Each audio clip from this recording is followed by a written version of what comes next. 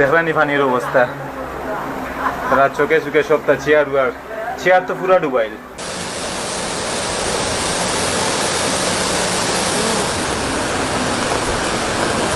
আর এই সাইড যে অবস্থা, আসলে সামনে দিয়ে আর যাওয়া পসিবল নাই। মানে যত সামনের দিকে যাইলাম তত পানি বেশি। ভাবছিলাম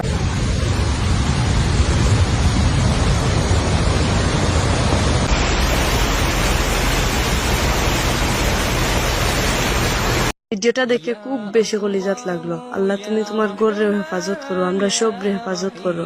দেখে খুব বেশি ডর। গত 2 যুগেও